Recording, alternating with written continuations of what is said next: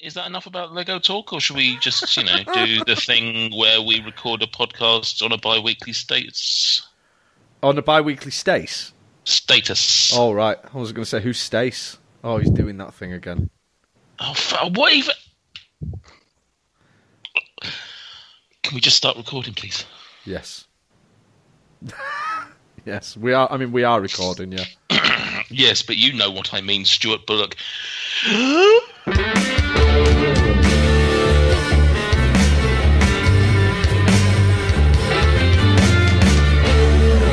Good day and welcome to the official podcast of Food Review UK, FRUK Unwrapped. I've sort of mixed it up a little bit there, the introduction.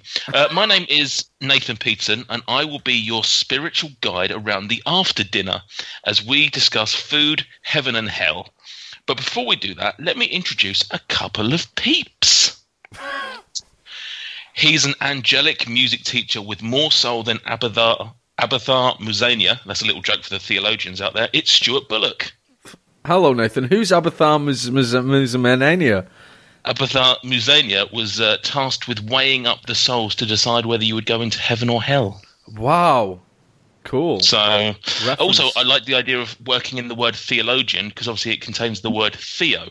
Ah, levels. Yeah, levels. Absolutely. Yes. How are you, Stuart? I'm well. I've been suffering from hay fever today. Oh, it's been bad, isn't it? Yeah, and I forgot to take a tablet this morning, so it's my own stupid fault. But I've since had a hay fever tablet, and I'm starting to feel marginally better. How are you, Nathan? I'm not bad. I'm one of the fortunate ones that doesn't really suffer from hay fever, but I can only imagine it's a nuisance at this time of year. Oh, it's more or less the worst thing in the world, isn't it? So. Yeah. Well, speaking of more or less the worst thing in the world, with a devil's sense of humour, he's the serpent who guards the gates of hell. It's Michael Jameson. I don't know why I got this sort of reputation for some sort of demon or something. I don't know why. Why has that happened? Well, this is heaven and hell. I've described Stuart in a sort of angelic. Yeah, exactly. So I've got to throw the hell somewhere. I'm the yang to his yin. Exactly.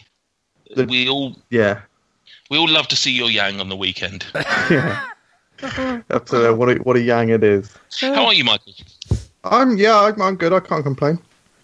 Obviously, big celebrations at the weekend for FRUK's 5th birthday. Whoop whoop.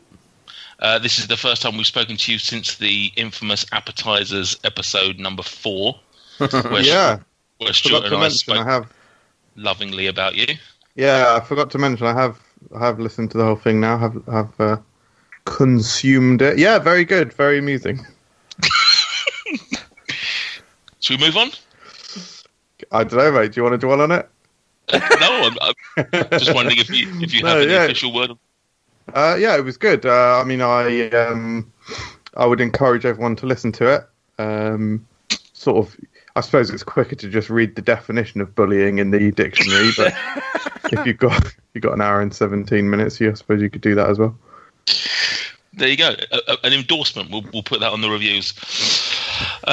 Those that are keen-eyed followers of our social media will know that we were expecting a guest or two on tonight, but unfortunately, last-minute scheduling issues meant that we will not be joined by Lewis, but we will still obviously try and get him on a later show, so stay tuned and hopefully we'll bring you more news on that in the future. Correct.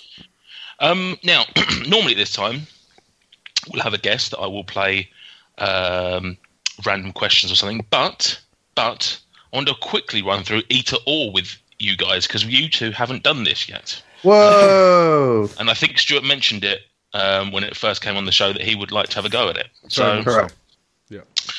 You can both answer, but Stuart first and MJ second. No, I'm going to be nice to MJ. MJ, you can go first. Oh. Wow. But you're both answering each one at the same time, if that makes sense. So correct. Okay. More efficient. Yeah. So it's us both saying the same word at the same time. Right, anyway. Correct. Either or, MJ. Coke or Pepsi? Doesn't matter. I mean... So why did you just disagree with me? You got it wrong as well. Yeah, but just for the sake of this segment. If you preferred one before and now you can't tell the difference. What does it matter? It genuinely doesn't matter. Just say a word. Just say Coke or Pepsi. Coke or Pepsi, yeah. No, just one of them. All right. Well, Pepsi was my favourite before, but now I like both of them, so Pepsi. Stuart. Coke. Easy. Cadbury or Galaxy, MJ? Galaxy. Cadbury. Sure. Cadbury. Good man. Oranges or lemons? Oranges. Sure. Lemons. Oh, you two are determined to disagree with each other. I'm getting a bit offended here.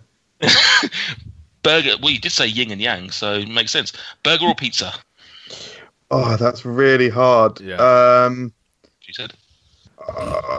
Fuck. You would have thought I would have thought about this these like 5 other times I've heard the question. Burger. Correct. Stuart. But finally we got agreement. Tea or coffee? Oh, coffee. Coffee.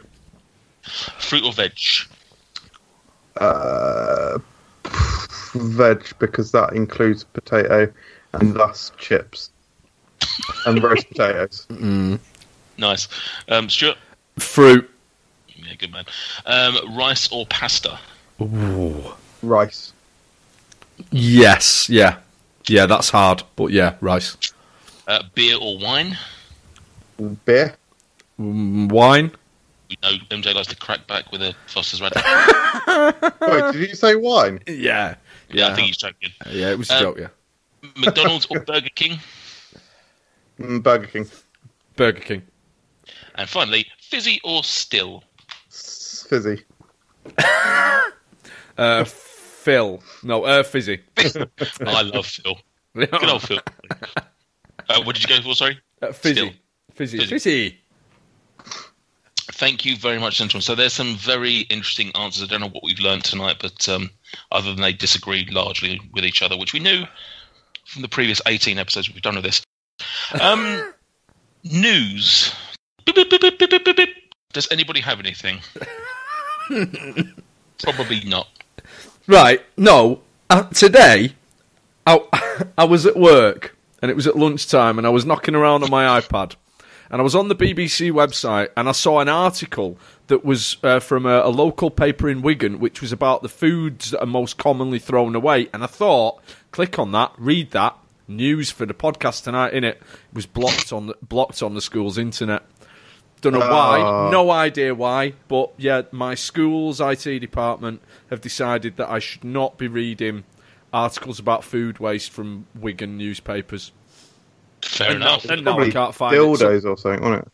Yeah, I mean that is classed as food, I think, in Wigan. Yeah, Just about. Yeah, I tried. I really tried to get some research, but nothing there. To be honest, I couldn't find anything / much. MJ, did you get anything? I think there's 2 fairly interesting pieces. They're also going to be echoed on the upcoming episode of the FRUK show, but they're worth mentioning here as well. First of all, sort of more news, but less interesting. Flips are coming out in the UK. I thought they already were. They're already pretty widely available. They are, but they're American imports. They're now being released in the UK, sort of thing. So that's interesting, or re-released, I should say. Yeah. Actually, a lot of the press release basically says, "Oh yeah, they're coming out in the UK," but actually they were here like 20 years ago. Yeah. But no, that's good. They should make them a little bit cheaper. Apparently, you get quite a big bag for £1. So I hated them when they first came out, and then now I love them. But I remember when they were first released. Chocolate covered pretzels. I was like, oh, that sounds amazing. Tried them. Revolting. But now I love them. So yeah, I have always correctly loved them. They're releasing in 2 flavours as well: the milk chocolate and dark chocolate. Not the fudgy white ones. No, they're not part of the UK portfolio. They were, I think. Back in the day, I'm sure they were. Yeah. Have they got the good mix variety? I think you would have to buy 2 bags. Right, okay, fine. Yeah, and do your own mixing. No, it's good to see him back. The other thing's really interesting. There's a range of new drinks called street drinks from bar-owned Rubicon. From Rubicon. There's 4 flavours. They all sorry, just dramatic pause. 4 flavours.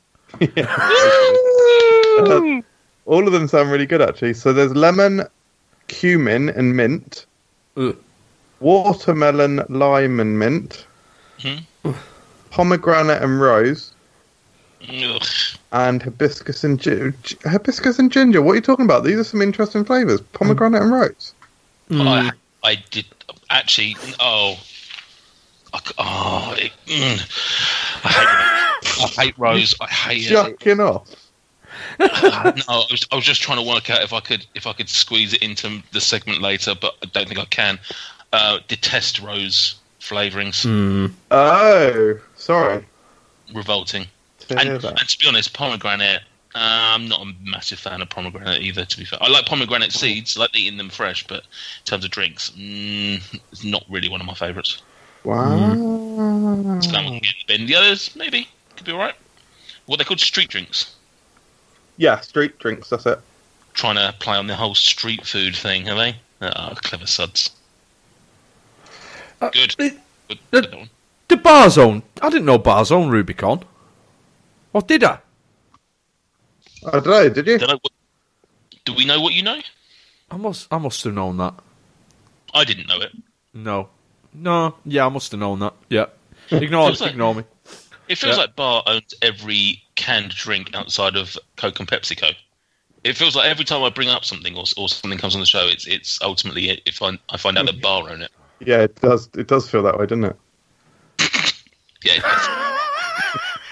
does. I was fucking agreeing with you. Jesus. I know what you mean. There's no need to put me on blast for fucking agreeing with you. Was that the end of your news? Anything else? That's all I've got. I literally couldn't find anything of interest. Literally, the most interesting thing I found out was that it's British Sandwich Week. Ugh. So I was literally going to ask you for a very quick answer. What's your favourite sandwich? Subway Italian BMT. Okay, fine. Stuart? Something homemade. Probably. Do you know what? I don't really like sandwiches. What? It's weird. I quite like Subway. I like hot. I don't really like cold sandwiches. Yeah, I'm the same. I prefer a wrap. Okay. Oh, I've just realised I've got some very appropriate news.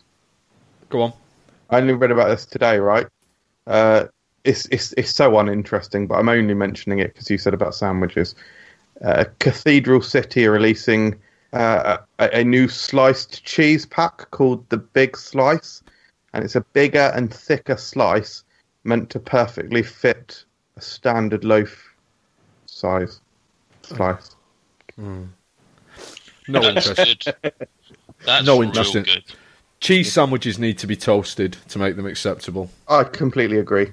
I love a toasty. Absolutely. There you go. My favourite sandwich is a cheese toasty. Can I have that, There you Nathan? Yeah. Just cheese. I tend to put some kind of spicy thing on it. Right. Yeah. Have you seen? I don't know if I sent it to the group or not. Did you see the cheese postie service? Have you heard of this? No. So it's a delivery box. I don't know how often it comes, if it's once a week or as often as you want it. I don't know how it is. But you get delivered all of the ingredients to make a cheese toasty. However, it's not just your standard cheese. So there's like a variety of ones, and it'll be like, I can't think of them off the top of my head, but it'll be different types of cheese, and it'll be usually accompanied with something else. It'll be sort of like some will come with like a preserve, or it'll come with apples, or it'll come with I don't know, a variety of other sort of accompaniments to go with the thing. And I can't remember what it was. It's like £4 or £5 per box, so it's obviously fairly pricey. But as a novelty, I think it's fantastic. I think they should probably send us a sample. Yeah, I keep meaning to reach out to them, but I've just not got around to it. I've been too busy with the Temperance Gin Company, who never sent us fucking stuff. Fuck's sake. Anyway, lovely. My favourite sandwich is probably coronation chicken in some sort of big bloomer bread. Love it. Love it. Yeah, quite like it. Coronation chicken I could live with, yeah. It's good. Yeah. As long as the chicken's nice and chunky. Don't want any of that sliced stuff. It has to be nice. Of course. Lumpy chicken. Nice lumpy chicken. Oh, is that a semi-impression of your mother? That was no, it's Peter Beardsley, yeah. Oh. Is your mother Peter Beardsley? No, he's my uncle, though. Okay. Don't believe that for a second. Does your mum still listen to the show? Yeah. She does? Yeah, she hasn't listened to the breakfast one yet because she likes Kelly, but she finds Kelly excessively sweary. Oh, really? Yeah. She thinks Kelly's the worst for the swearing. It might, do you know what? It might be sexism. I think that she probably hears it more and finds it more offensive because it's coming from a girl and because my mum's an old-fashioned sexist pig. Yeah. I was thinking that. I mean, Kelly looks like a nice, wholesome girl, so maybe it just jars with it. Whereas us, we just look like ruffians. Yeah. We look like the kind of people that would swear, whereas Kelly maybe doesn't. Stop showing off your Scooby-Doo bracelet, Michael. It's a loom band, actually. Are you still looming? I've been tidying my room, so I've come across them again, haven't I? Yeah. Oh my God. That's a 30-plus-year-old man playing with looms. And almost sort of weird that it really, really suits me. Does it? Sort of. It sort of massively does. Let's move on, because I don't want to be mean. We'll have to put a photo on social media now, won't we? Yep. Absolutely, go for it, mate. Right, with news out of the way, let's get in balls deep, as they say, to the subject of tonight. That was a big snort for you. As ever, we're going to start off with a lovely round of Quivia. Yes. He's not paying any attention either, is he? I'm going to absolutely destroy him at the old quiv tonight. Yeah. No, I'm hearing it. I just seen this on Instagram. Peppermint bark flavour Oreos are coming out. Nice. I don't know what that means. Yeah, I've never had peppermint bark. Peppermint bark is it rock? Basically is it rock? Yeah, it's like candy canes, but lots of shards of candy cane, basically. Right. Yeah. I believe Logan James, who is going to be on the show in the next few weeks, is adamant for me to try it when I go to Chicago. So what, nice. Peppermint bark itself, or the peppermint bark Oreo? Itself, the peppermint bark, I believe, unless he's changed his mind because he's a dirty scoundrel. But who knows? Yeah. But he's mentioned it to me a couple of times. So, and I'm going to repay the favour by taking him rhubarb and custard boiled sweets because he likes the sound of that. Right. That's a weird swap. Yeah. I'm not sure I'd thank you for a rhubarb and custard.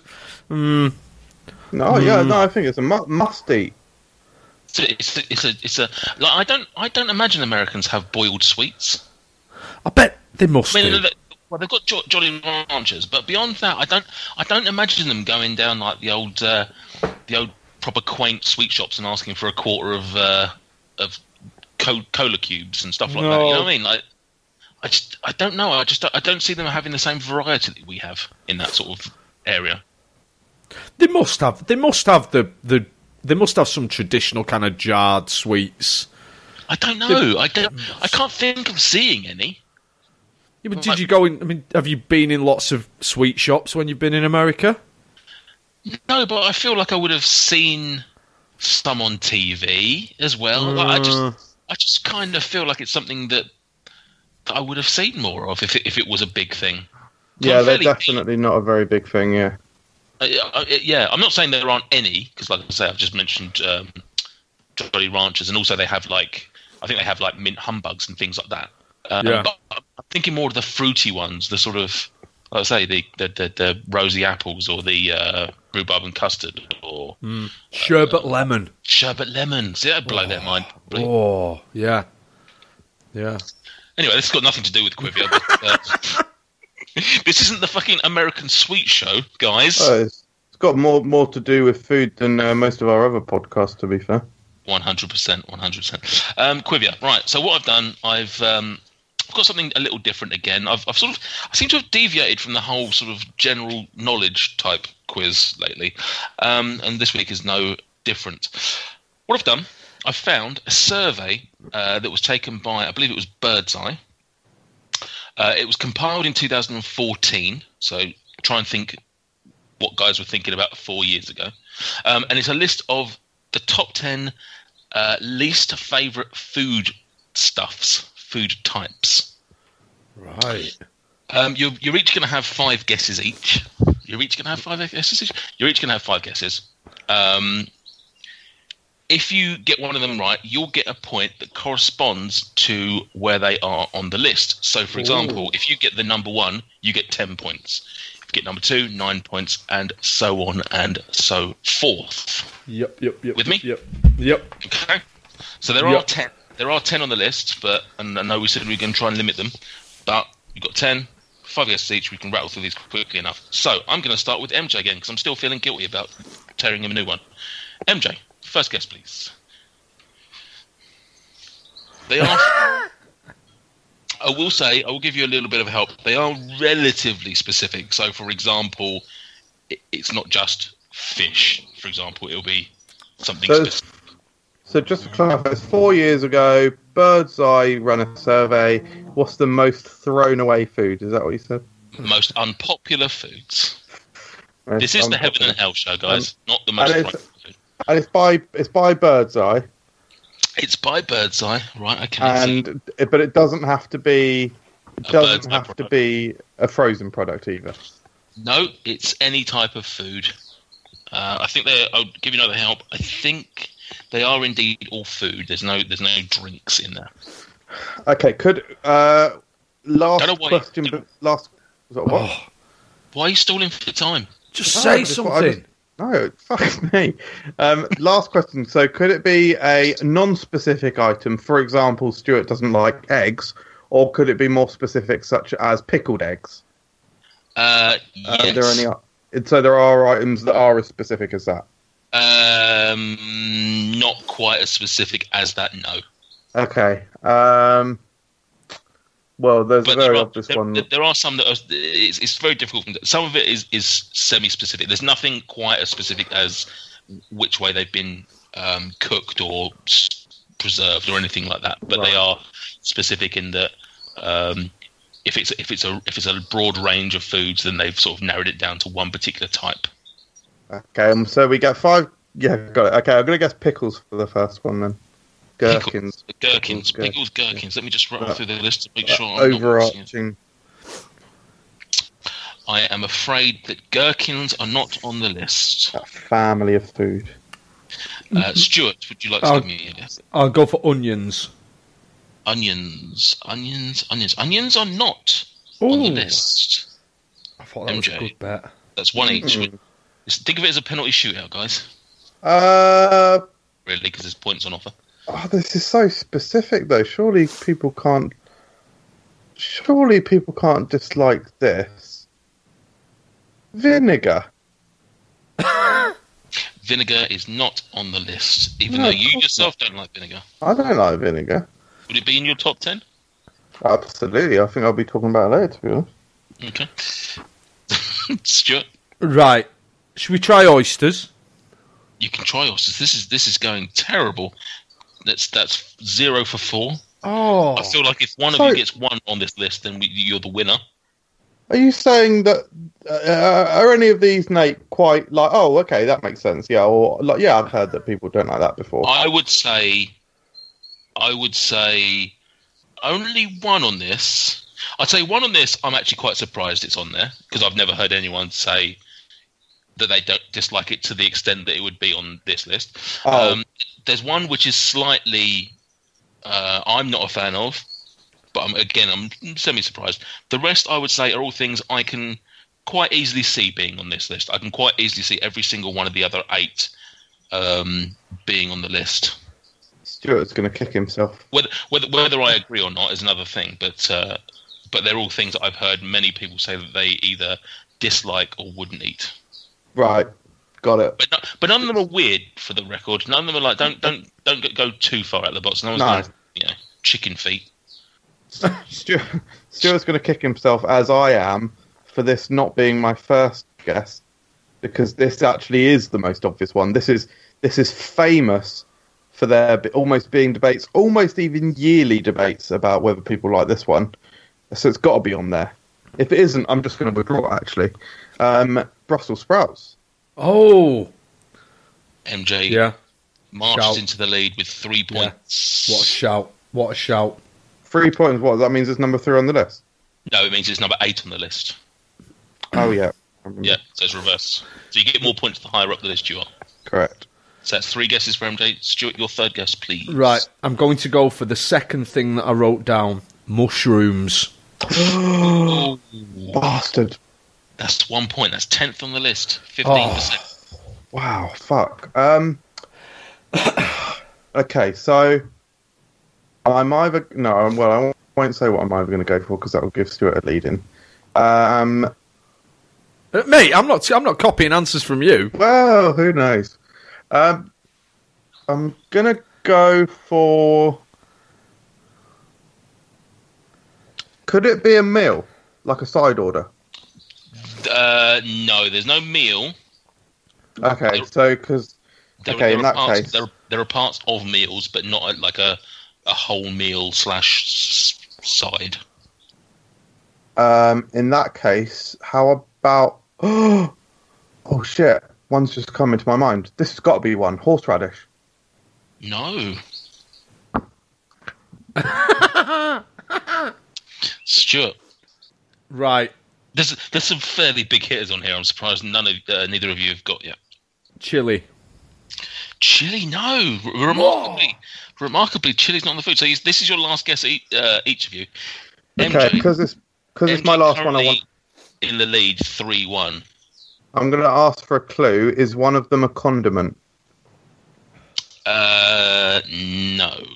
Okay, so I was going to guess mustard, so I'm not going to guess that. No. In that case, fucking hell. This is really hard and really surprising. Even though I don't know the answers, I'm already surprised. I don't think there's much on here that you'll be super surprised by. Right, let me just run through. You got things like game, but I don't think any game's going to be on there. Strong vegetables. Strong vegetables, like bad smelling things like eggs. Oh shit! What about a really potent fish like anchovies? Oh. And with that, MJ has taken the game. There's literally no way Stuart can beat him. Anchovies, number 1 on the list. Oh fuck! I got the number 1 spot. So wrong. Brain of Quivia has been really not destroyed. I mean, it's literally something that I was gagging over only 6 months ago. Yeah, they're not even that bad, though, are they? We did them on this very vehicle. They are revolting. I very nearly toyed with having them later on in the show. Stuart. Wow. I know you can't win, but would you like to have a final guess for the sake of I wonder, pride? Is cheese on there? Would you like to be more specific? Oh! Blue cheese. Yeah, there you go. Blue cheese is indeed on the list. That would have got you 6 points. Wow. Well, it does give you 6 points. Yeah. But unfortunately, that's not enough. So the winner of this game with 13 points is MJ. Stewart lagging way behind with 7. So, can we fire off a few bonus non-point ones? All right, okay, just one more. Cabbage, one more, broccoli. No, just one. Just one. So, cabbage or broccoli? Cabbage, broccoli, kippers. Right. Hard-boiled egg. Hard-boiled egg. No. Stuart, one more. Coriander. Oh, not on there. Fucking hate coriander, but no, it's not on there. So the rest of this. So number 1, anchovies. Number 2, this would have been tough to get, I think. Chicken liver. I love them. Oh, yeah. Number 3, olives. Love them. Number this is a list made by idiots. Number 4, I think this is particularly harsh. Black pudding. I think that's more people disagreeing with what it is than actually whether it's nice. Number 5 was blue. Number 5 was blue cheese. Number 6 was goat's cheese, which I can see. Number 7, avocado. What? It's quite fucking bland. I personally dislike avocado, but I'm quite surprised on the list. Number 8, Brussels sprouts. We've had. This is the one I think surprises me most. Salami. What? Smells. It does smell, but yeah. Yeah, but Delicious. I've never heard anyone talking about it being like one of the worst foods in the world. No. Number 10, mushrooms. So there you go. Yeah. Crazy. That was I think that's 2004. That was 2014. Who knows what 2018's list would be if they did it again? Quinoa, wouldn't it? Quinoa. Salted caramel. Gluten-free, this, and Hispanics. Hispanic dual. That. Sorry? Hispanics? I said gluten-free. Gluten-free this. Hispanic dual that. You're listening to FRUK Unwrapped. Please support us on Patreon so we can continue to make amazing content, including a recent video where we reviewed a £6 tub of ice cream. £6 Has he lost the plot? And our recent £30 room service breakfast. This guy's a fucking idiot. So with that devastating segment out of the way, where MJ won, rare occasion, we're going to do something a little different with tonight. So normally we have like a subject about a particular food type, and we sort of rattle off, what our traditions are and blah, blah, blah, blah. Tonight we're going to steal a little bit from Room 101, which, if you're a little bit younger listener, ask your dad, and ask each of my fellow hosts to give me a food that they would put in heaven, and a food they would put in hell. And the rest of us will just debate it and decide whether it's worthy of the status that they have given it. We might even keep a list of these because, who knows, we might have this come back on a later show for some guests. It can be anything that's food related. It can be a particular type of food. It can be an ingredient. It can be a flavour. It could be a food experience. I'm not too fussy what it is as long as it's something within the food realm. All sound good? Yep. Now, obviously, with things changing, MJ, did you manage to get yourself a second heaven and a second hell? Sort of, yeah. Okay, cool. Seeing as MJ's gone first on the two quizzes, Stuart, would you like to lead us in with... Let's go with our heavens. Let's get our heavens out of the way. Right. My first heaven that I have gone for, dead straightforward, burritos. I just think they are the perfect easy to eat meal. They've got everything in them. They're so customizable. I love burritos. They can be huge and unctuous. The sour cream, the cheese, the meat, the chilies, the guacamole. I love burritos. I bloody love them. I think I probably prefer them to burgers. Ooh. And that's why I've gone for it. How do you feel about toasted versus non? The non-toasted is what I am used to.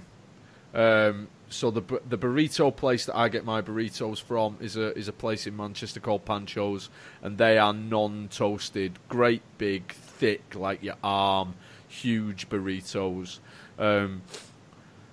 Yeah, I think the toasted's more common with your breakfast burritos, isn't it? Yeah, I think that's right.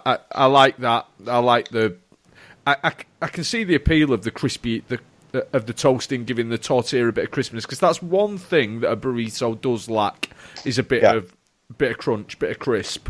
But I just love them. Absolutely love them. And I've got quite a few really great times associated with burritos as well. I think they're brilliant. Just fantastic. Very versatile. Yeah, absolutely. The right shape. A perfect shape, yeah. Absolutely. Yeah. It's a nice choice. It's not something I would necessarily have considered ever for a food heaven. Probably more because I just haven't had enough to really cement a love for it.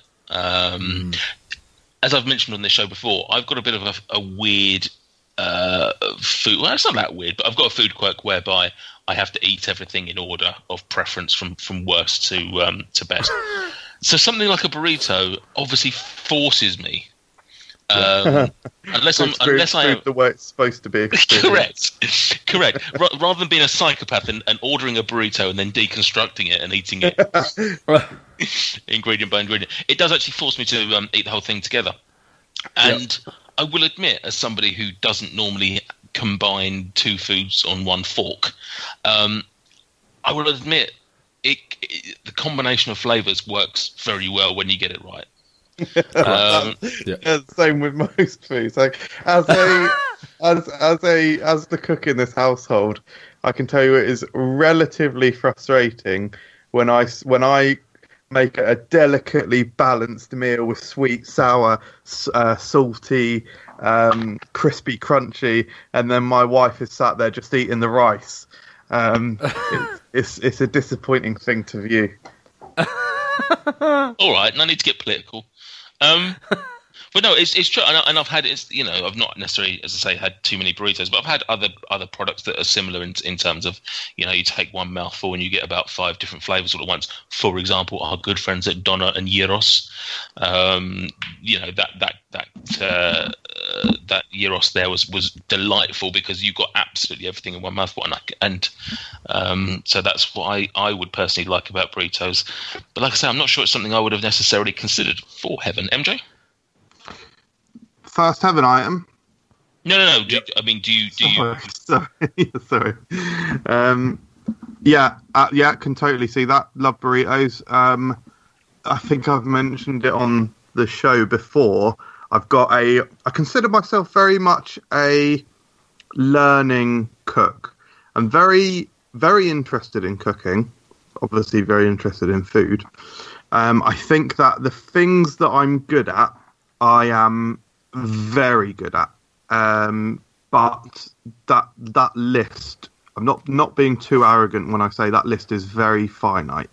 I've been learning to cook or cooking for 5 or 6 years now, and there is probably less than one a year that has made it into those ranks. So my chili is exceptional. My breakfast burritos are fantastic. My curries are fantastic. Those are probably the main ones that really are my actual dishes. I can make a good lasagna, I suppose, sort of counts.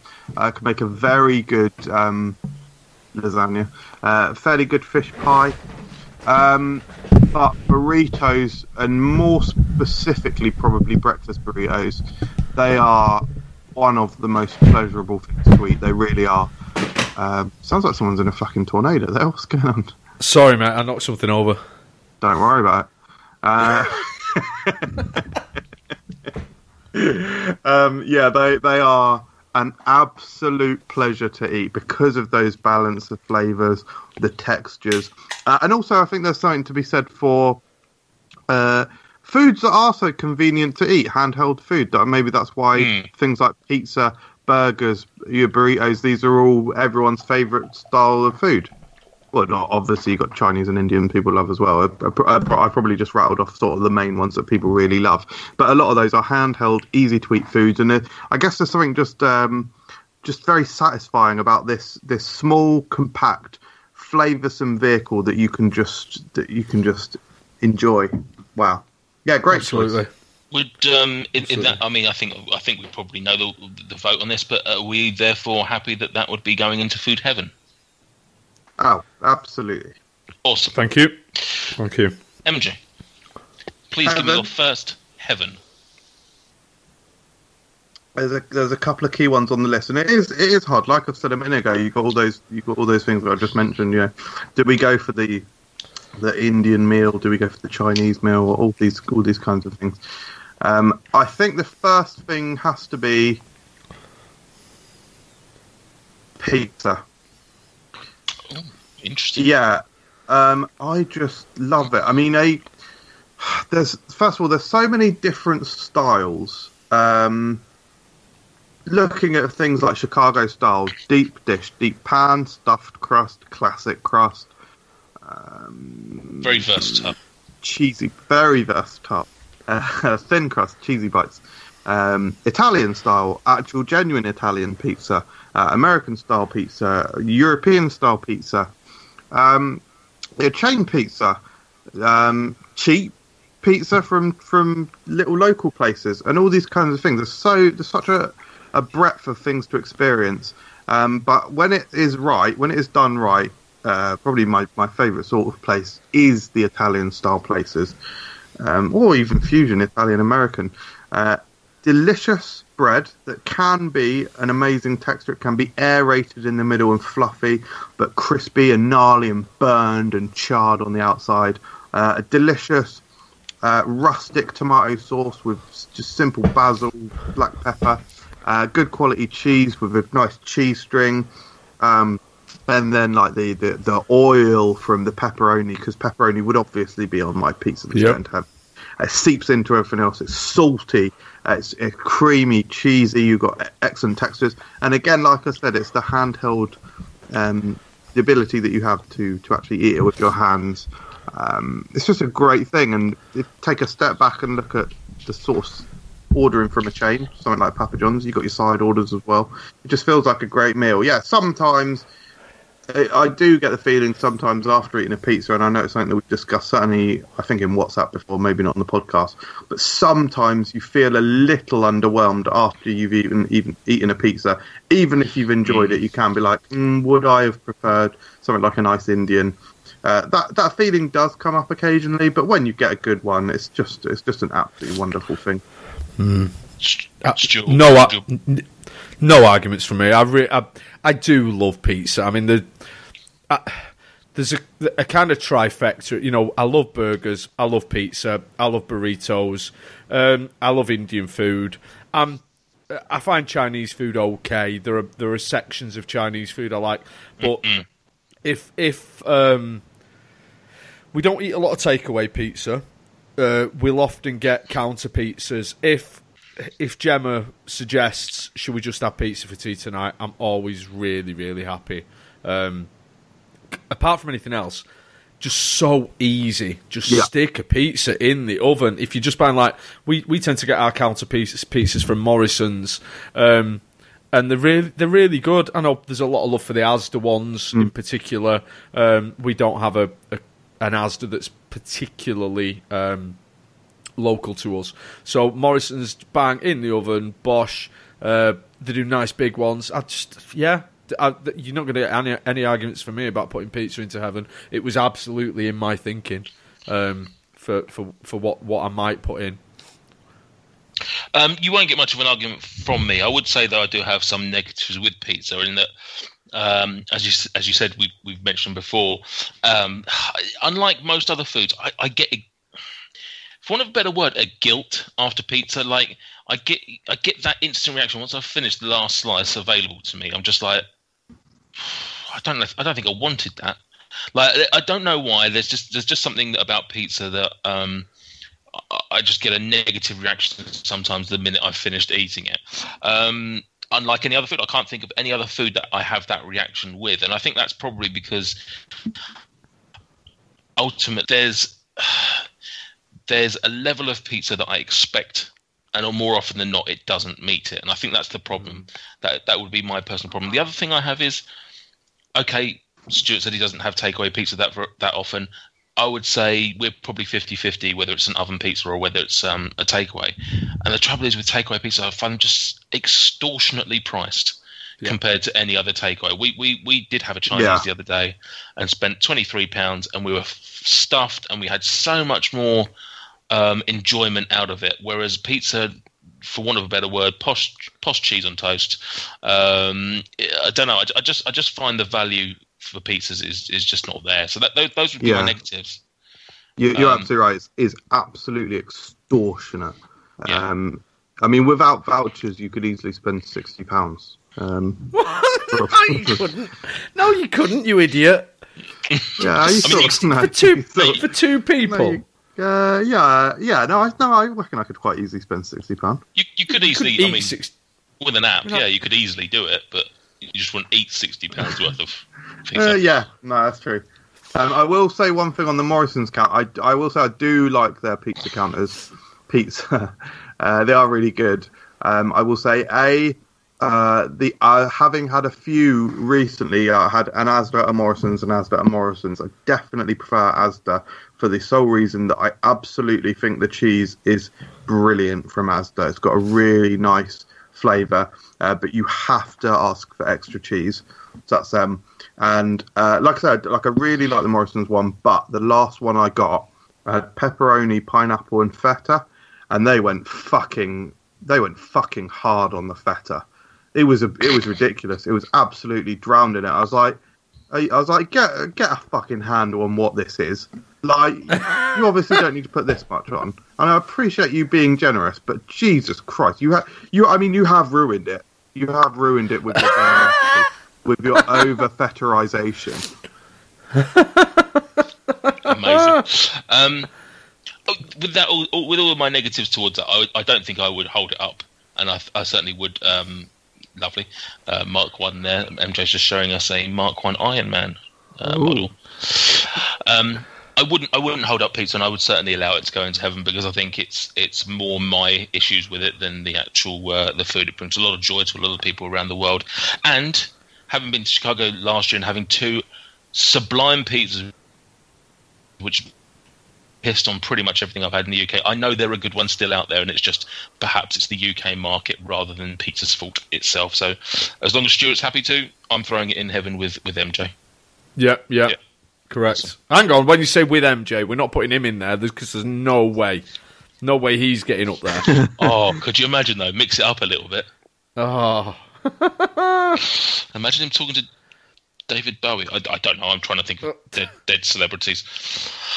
What's your first heaven choice? I've actually made a last minute change. I was originally going to throw in pasta. Wow. But and then realised that was an absolute loser move. Yeah. Well, kinda. I mean, it's not because it's something I love, so I'm fully behind it. But I decided to sort of specify a little bit more. I'm going to actually go for lasagna. In particular, homemade lasagna. I just find it's just a really hearty fucking meal.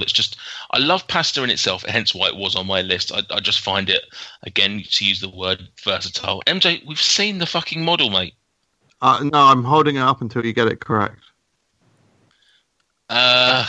Warmonger.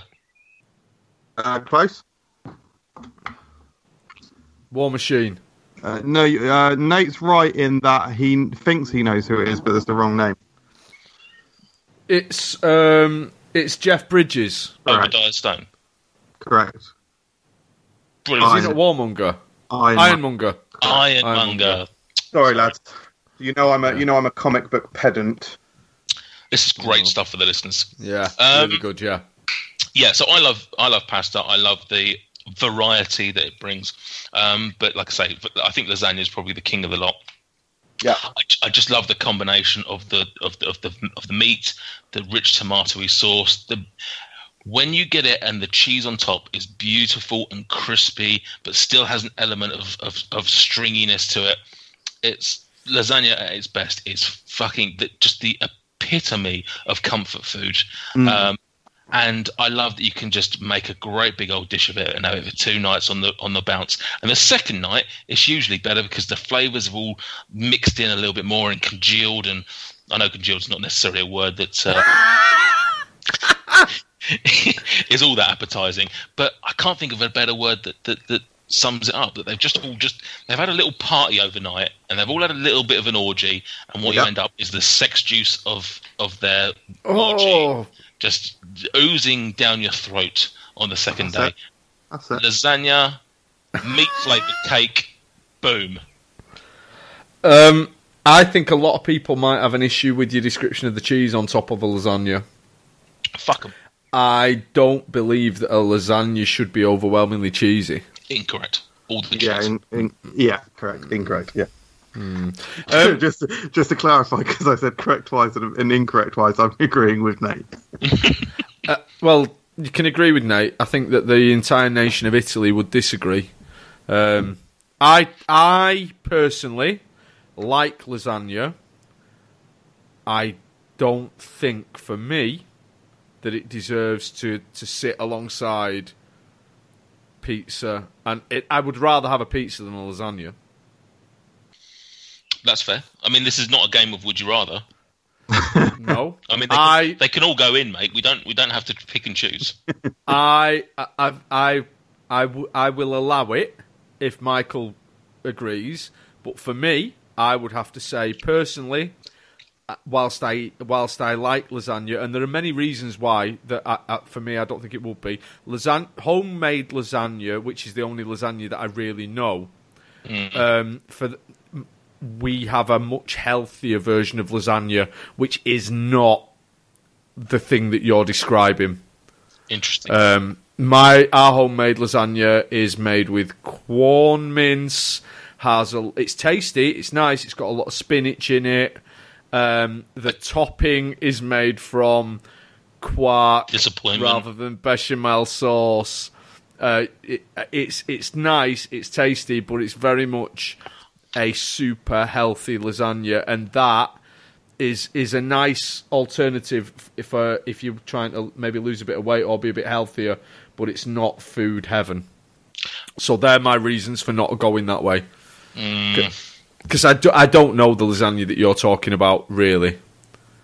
Yeah, it doesn't sound like you do, Stuart. No. It sounds like... I mean, that was patronising. I'm now...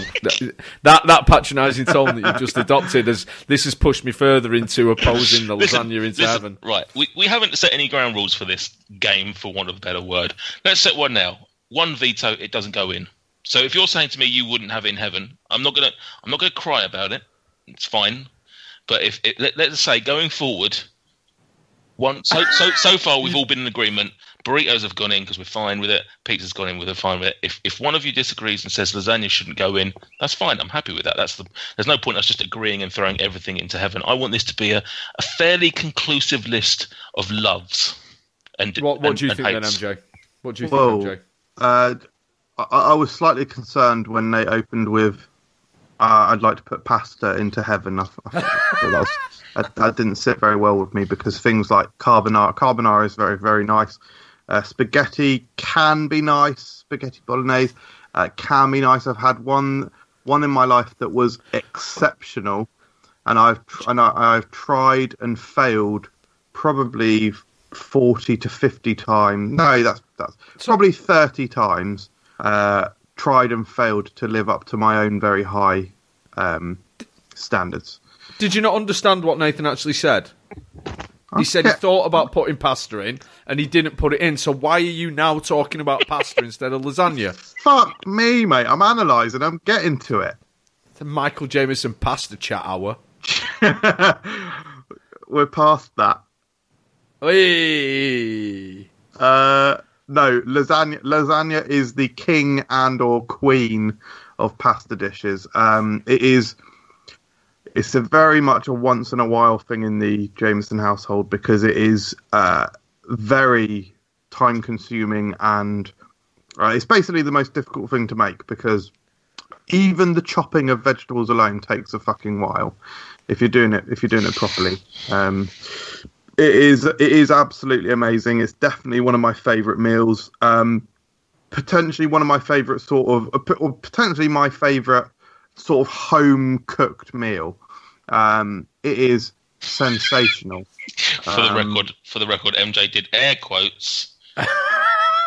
Well, like because I obviously make curry, and that's sort of almost. That's almost not even homemade. That's just like. I was just commenting on you using air quotes on an audio podcast. Oh, okay, it's more that. I feel like I emphasised it with my voice. Like I think it's quite obvious when people use air quotes. But you didn't do something. No, well, try to trick the viewers, isn't I? The viewers. Check it. check out episode 2 or part 2 of Theme Fest Unchained, which will be up on Saturday if you want to see more of my tricks. No, it's amazing, and I think that it should be absolutely packed with cheese, packed with rich tomato and meat sauce. I want to have a combination of cheeses in there. My most recent iterations have had mozzarella, cheddar, usually another kind of cheese, Parmigiano, Reggiano, whatever, and even a layer of set ricotta in the middle to sort of mute it a little bit in the middle, but also just add an additional texture and additional flavour. It's salty, it's rich, and Nate's absolutely right. It develops. It is a wonderful, wonderful, wonderful thing. And I think more than anything, the sense of achievement that you get once you've created a lasagna is overwhelming, and it should absolutely go into heaven. So it's down to you, Stuart.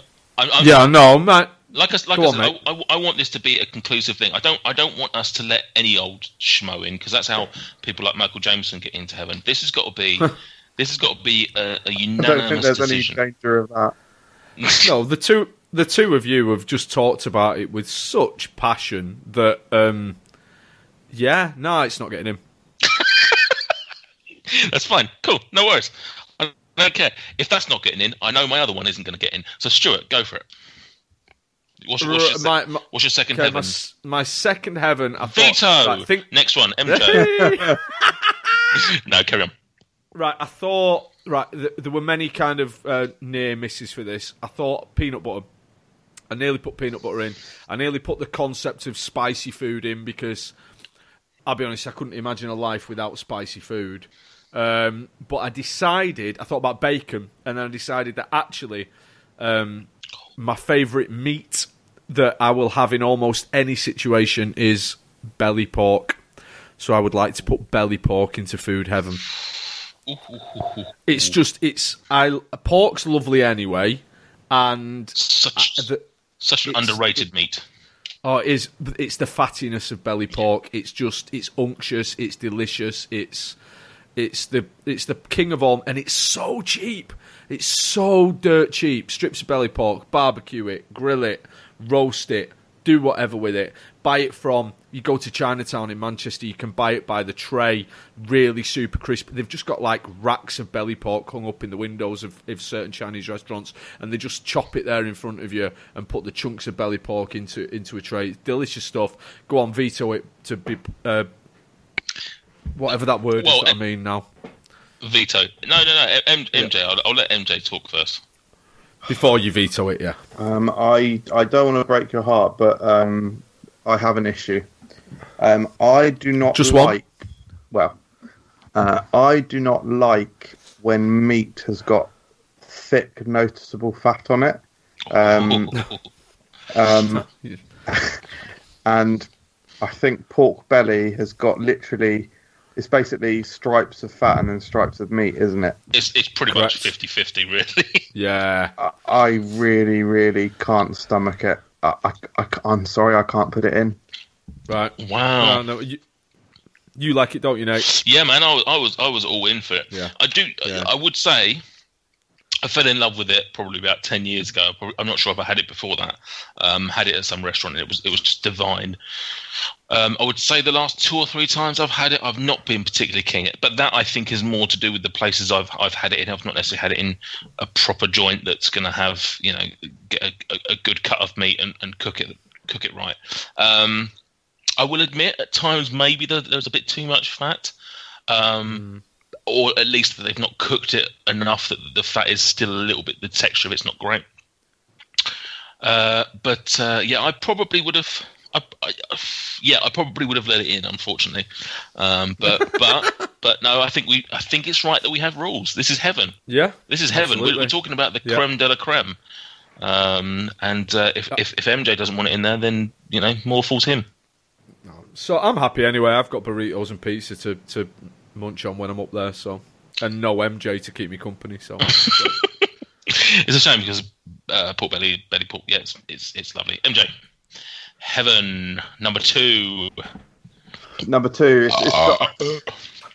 There's so many choices that it could have been, but I think it has to be burgers. Similarly to some of the other sort of handheld food that we've discussed, it's an enjoyable and pleasurable thing to hold in your hands, and so are burgers. Sorry, can that be the title? It's a pleasurable thing to hold in your hands.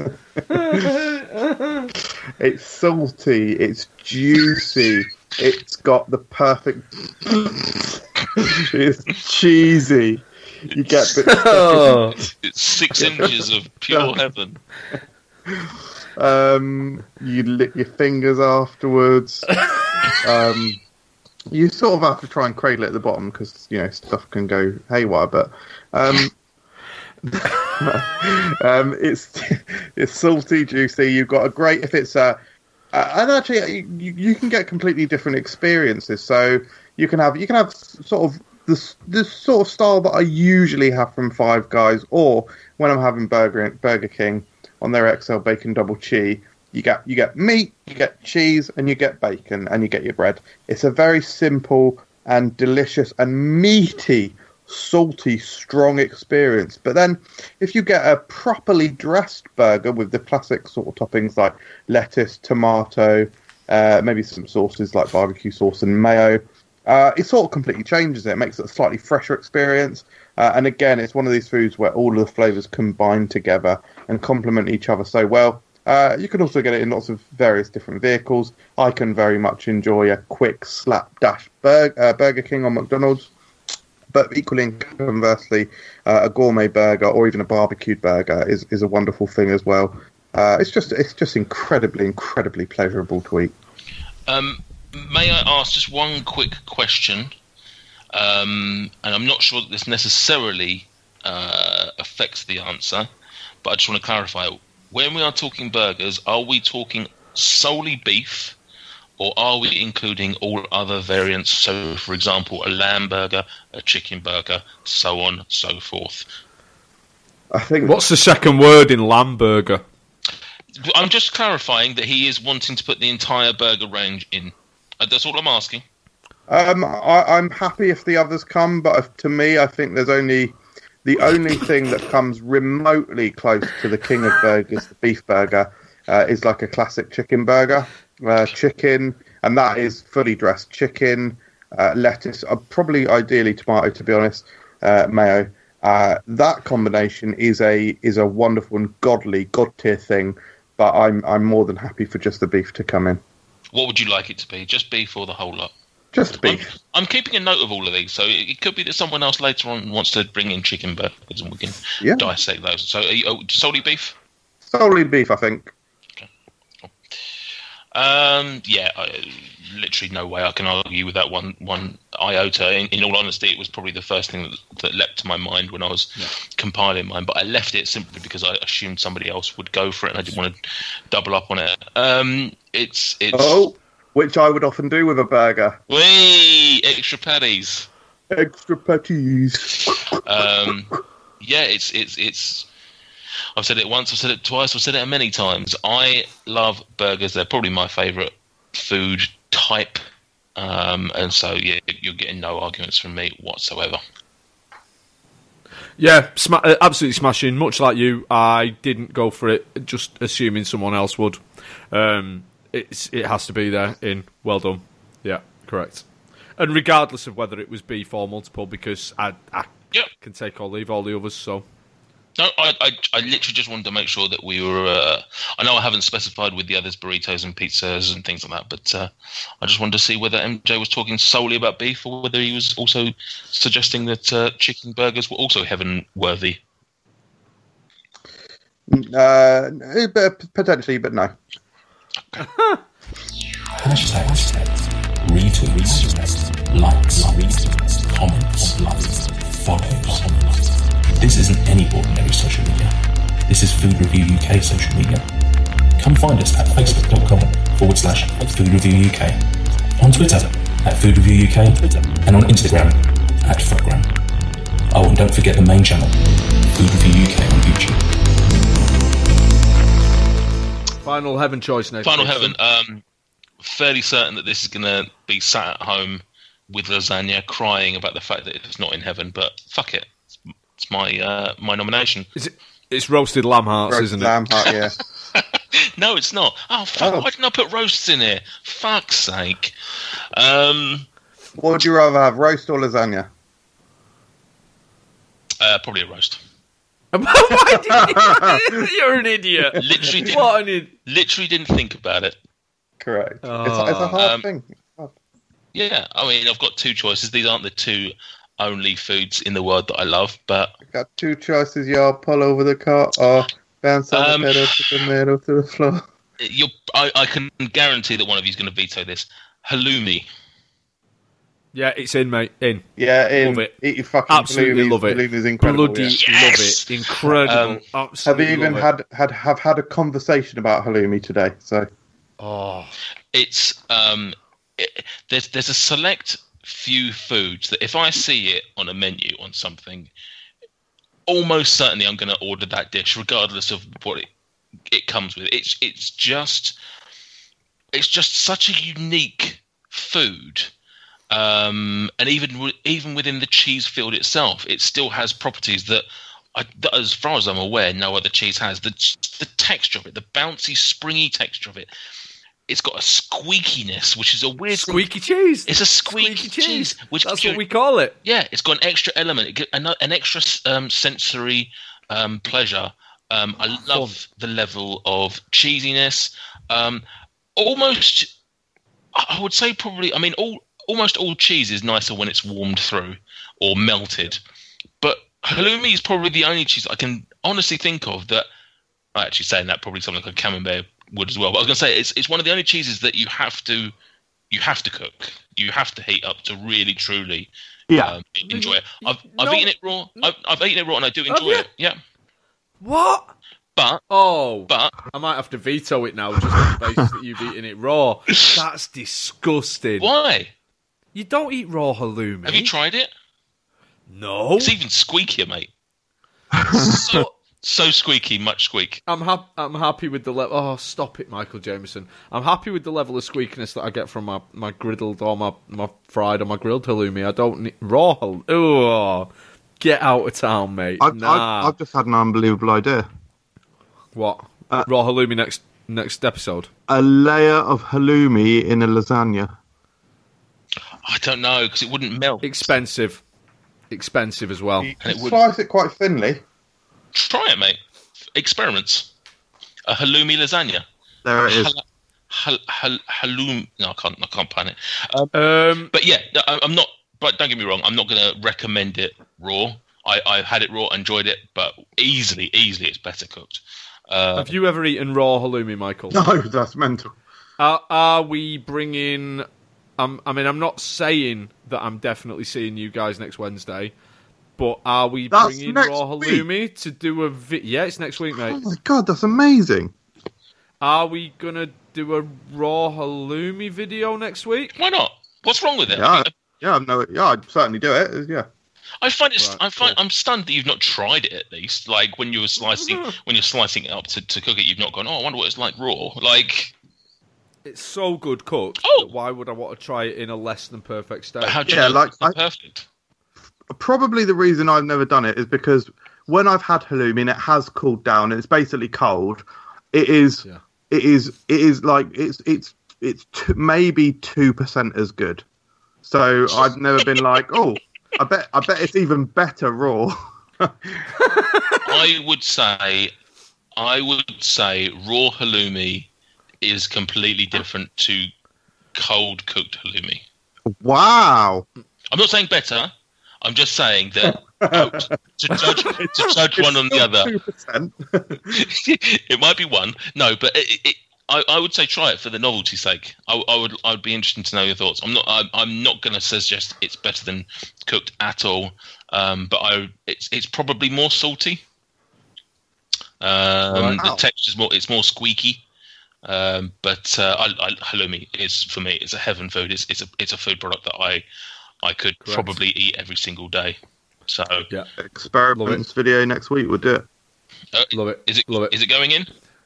Oh God. Yeah, big time. Yeah, absolutely. Awesome. So just to recap, going into heaven from tonight's show, we've got burritos, pizzas, burgers, and halloumi. Correct. Yeah. So MJ with an absolutely storming 2 out of 2, although he did go for pizzas and burgers, which are two very easy ones to get in, aren't they, really, when you think about it? Yeah. Well, fucking pick them, man, if they're that easy. Because I knew you would go for them. Right, hell. This should be interesting. I feel like hell's a bit more varied. Yeah. So let's go in reverse order then. So I'll start. Go. Sushi. No. Don't waste any more time. I love sushi. Okay. Can I at least say why I don't like it? No. You can have one. You can put, the sushi with the little omelette on top. You can put that in. Okay. Go on. Why do you hate it? It's one of the only quote unquote air quotes acceptable food that's actively made me gag in a restaurant. So for just simply that one moment alone, if nothing else, it's something that I just cannot be doing. At best, it looks like a bunch of cold rice wrapped in a used condom. So, and that's the best scenario I've got with sushi. It can get straight in the bin. MJ? Sort of related. That time that I had fruit sushi from Waitrose, and they still put vinegar in the rice because vinegar and fruit's what I want to eat. Yeah, no, get in the bin. I'm also not a fan of sushi. I like smoked salmon. So it's not necessarily the raw fish, although that does play a part in it. I can't stomach the texture of a big slab of raw fish, and I don't like the vinegary rice. So yeah, no, it's not a. And I don't like wasabi. So there's actually almost no elements of sushi that I do like.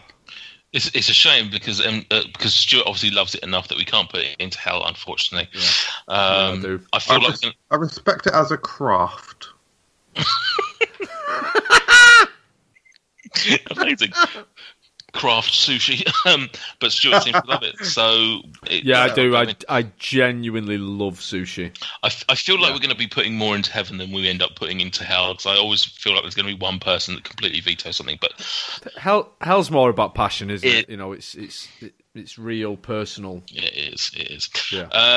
Because honestly, I personally wouldn't put something like burritos into heaven, but I do like them and I'm happy for them to go in. But you seem to, love sushi sufficiently that I'm going to stick with it. I really do love it. Cool. I really do love it. Yeah. Why?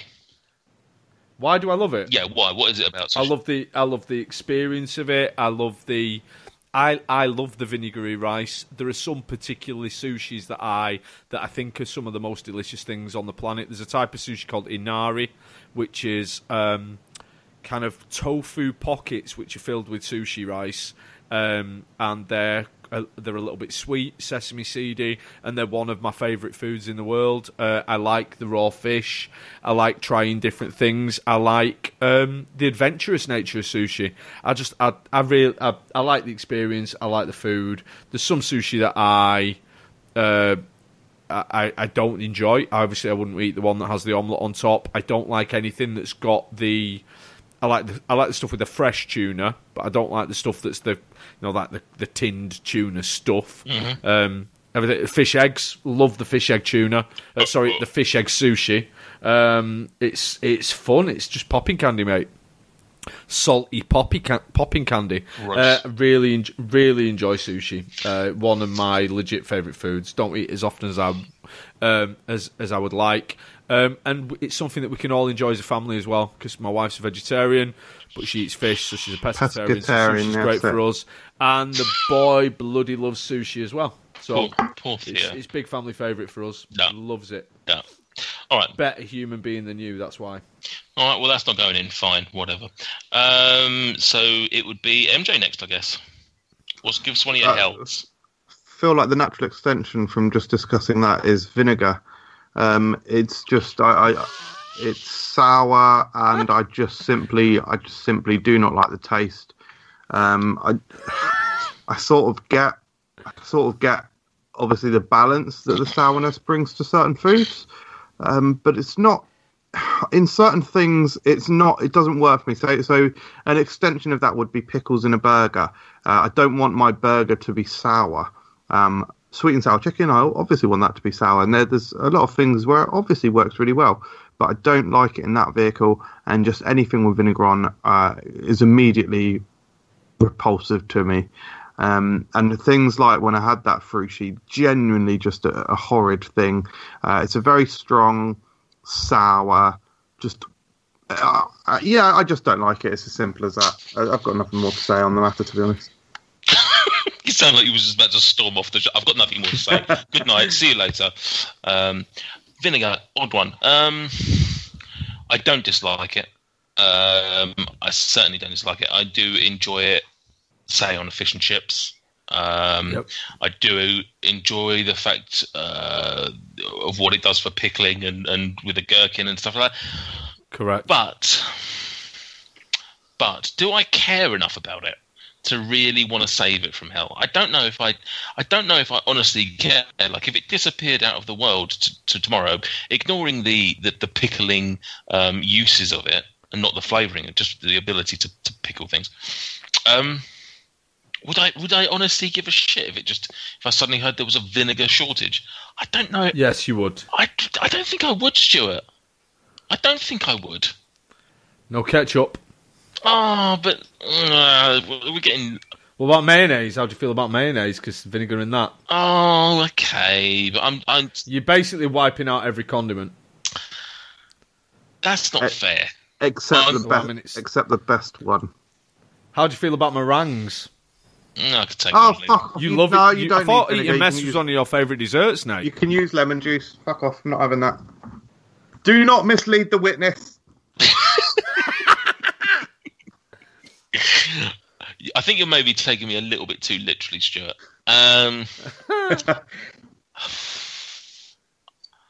Yeah, I don't think in all honesty, I don't think I've got a passion either way, and I don't think it's fair to throw something in hell that I don't particularly dislike, but I just don't love. So it's a very mild and unfortunate veto from me, I'm afraid. And also, I think Stuart's going to veto it anyway because he's. I was gonna let it in, but you know. No, no, you weren't.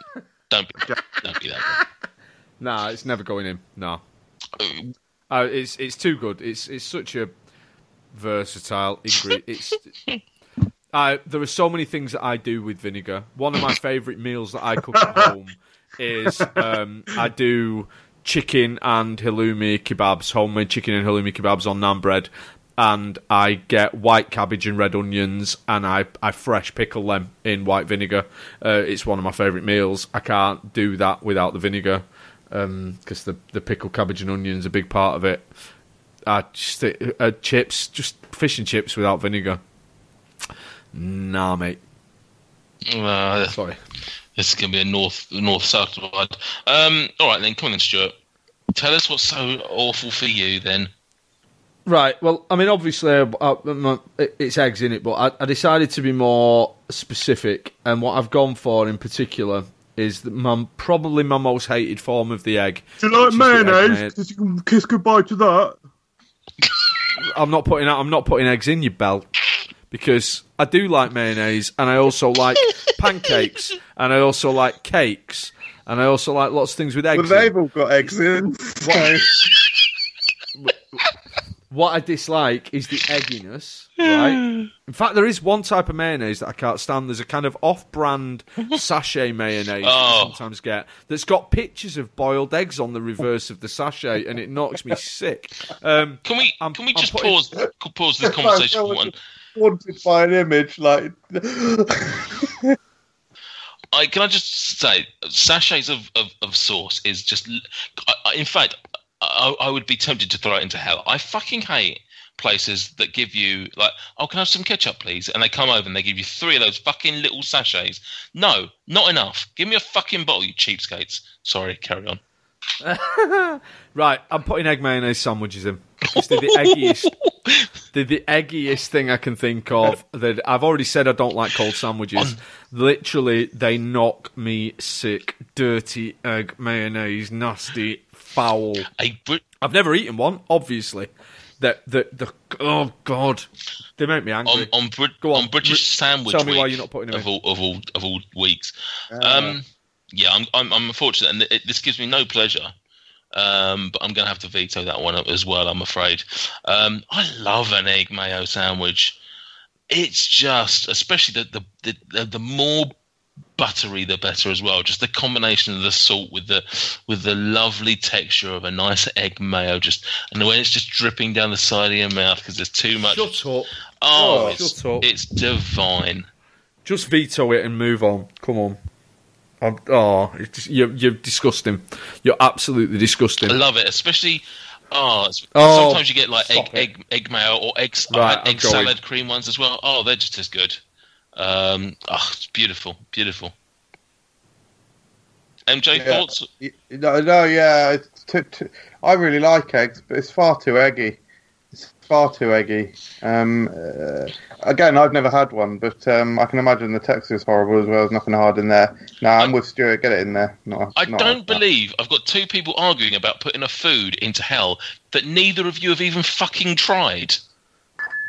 I'm not suggesting you'll like it, but how can you say to me that one of the worst foods that you would want to go into hell is something you've not even eaten? Have we lost Stuart? Possibly. We might have lost Stuart. I thought I'd gone then. I thought he was stunned at me shouting him. Possible. Stuart, if you are there, we can't hear you. Give us a signal. Move something. Yeah. If there are any astral beings. Stuart is typing. Oh. Am I recording? Left for comedy purposes. Amazing. Good stuff. The old Mutarano. Good stuff. Disgusting. Well done, Stuart. Right. Fair play. Yeah, I mean, right, move on. Because I thought he'd gone, not only did I delete my recording, I also accessed his files and deleted his recording, so we've got to start again now. Brilliant. That would be a very irresponsible thing to do, actually. Don't know how MJ's cracked and hacked into your system somehow there, but say la vie. Right, my second hell then. Veto. It's not a game of chess. Come on, mate. No one's. It's not winners or losers. I'm trying to, put together a nice list of the best and the worst, and currently we have no worst. So, just for the sake of being a good sport. I'm sorry, I have to interrupt this for what I've just seen on Instagram. What the fuck is that? Jack linked. Oops, all moisture. What? It's just a bag of. A bag of moisture packets that you get in beef jerky. What's that about? But I don't understand the point of that, because if you're buying the beef jerky, it normally comes in there anyway, so you've got one. Oh, I don't know. You get them in your shoebox anyway, don't you? Right. Yeah, correct. Whatever that means. My second hell, and hopefully going in, is aniseed. Oh. Now, I've never eaten raw aniseed, I'll admit, but the flavour of aniseed can ruin absolutely anything and everything it touches. Balls? Balls, Ooh. Probably. I think if I was given the option of licking balls with and without aniseed, I would probably lick the balls without aniseed. If I had if those are the only two choices. So you wouldn't want to mask the flavour of the ball? Probably not. No, I've never licked a ball, but I can only imagine that its flavour is better than aniseed. And let's close it. It's close to anus seed. So, licorice in the bin, sambuca in the bin. Anything aniseedy, just be done.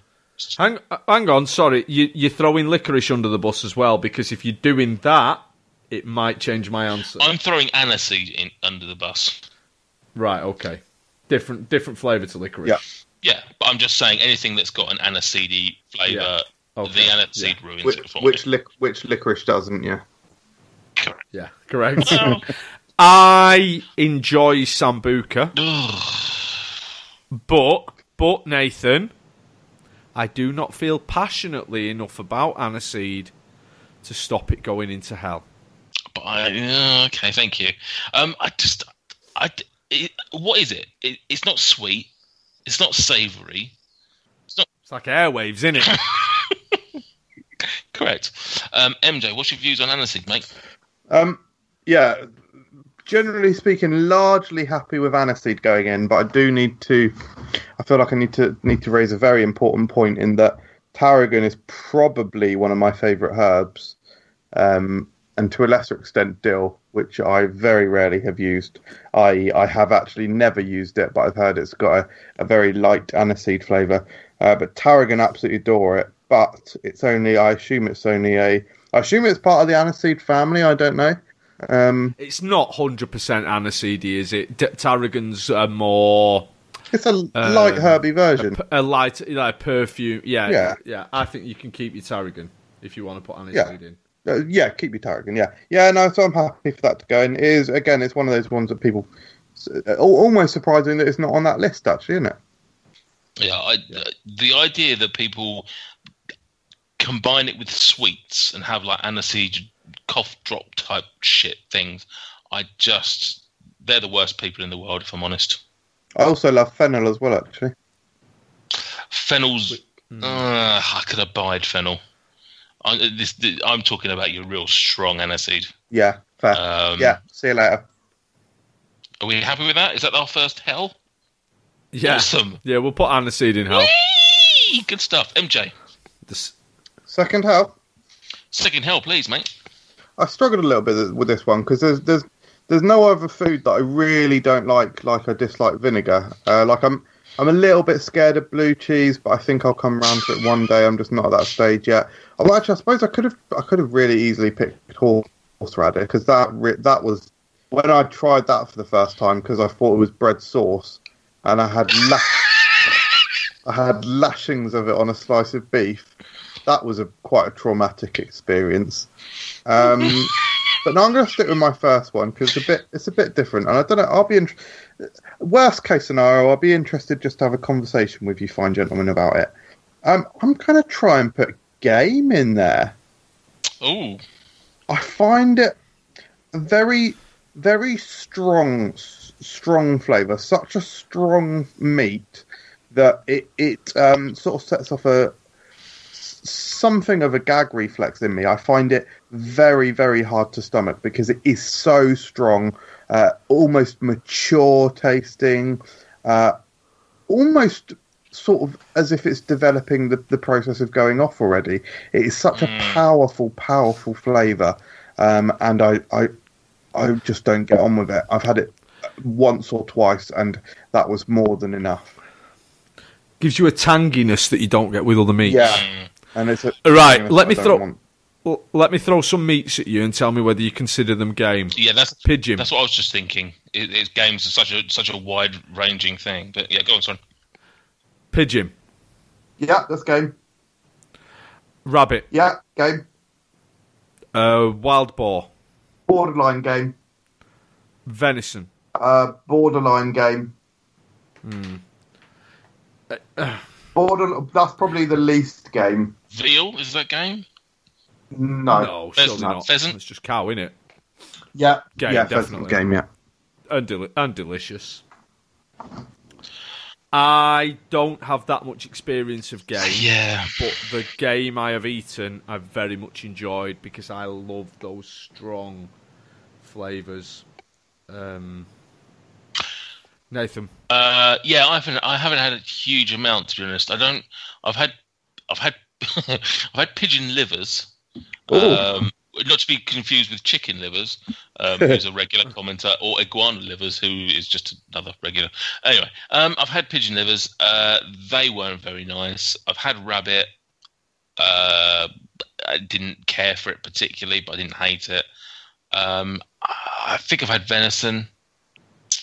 Yeah, I don't hate it. However, I am going to be on MJ's side slightly because I did review for the channel some game crisps. I can't remember the name of the company or the flavours that it was, but literally the first one I had, and this has never happened to me with a potato crisp, I nearly gagged. The flavour of it and the smell of it was revolting. And I didn't say that in the review because they'd sent us the thing and I didn't really want to completely shit on them. I gave them a relatively negative review, but I didn't want to say these have made me gag because I thought that might be a step too far. And because you said that now, we'd better not mention the company name that was Taste of Game. Correct. Good memory. Oh no, I googled it. So for that, I would side with it, MJ. However, it sounds like Stuart's going to veto, but I would personally let it go in. Right. Let me tell you why, and then you make the decision as to whether I'm actually vetoing it or not. I don't have that much experience, but every experience I've had of it so far has been overwhelmingly positive. That's a veto, mate. Like, even if you've had it once and you loved it, you can't put that into hell. Yeah. Because correct. Whereas if you said to me, I've had it 10 times and it's fine, but I don't really care about it, that's different. But you've used the words there, overwhelmingly positive. So for you to turn around and say, yeah, it can go in hell, then I think you're just agreeing for the sake of agreeing with this. And I don't want. Yeah, no, you're right. If I would be agreeing for the sake of agreeing. I don't want that. So let's not do that. Let's not do that. No, sorry, mate. I'm going to keep it out. In order to grow the Food Review UK podcast, we'd like to ask all our listeners and subscribers to drop us a review on their chosen podcast application. With your help, we could grow the podcast to such an extent that we had no need for the Food Review UK YouTube channel and its owner, Michael Jamieson. There is a little favour that we'd like to ask of you. Just head on over to iTunes and leave us a positive review. 1,000 5-star reviews and MJ dies! Hurrah! So Stuart, what's your second hell, and I believe our last food? Yeah, so I've gone for something that's more of a concept rather than an actual food. I'm going for food contamination. For example, people using the same spoon for different dishes in a buffet-esque situation. So someone spooning out some hummus onto their plate and then using the same spoon for some salad or similar things. Oh. Or other situations. People going back into a product with a piece of cutlery that they have previously put in their mouth, like MJ, and I pick him up on this, to be fair, in all the Spread It videos, and his argument is that he's just sharing it with his wife, which, to clarify, I find kind of okay, because... that was going to be one of the points I clarified. That's different. I'm okay with it. I'd actually like to add something to that as well. If I am in a situation where I'm doing that, I will tend to suck and remove the spoon from my mouth in a way that my lips take as much moisture off it as possible, and I'll try and make my mouth quite dry. I'll be very conscious about not leaving saliva on it, because I don't want that, not even from a gross point of view. I just don't want to actually affect the consistency of the remaining spread, to be honest.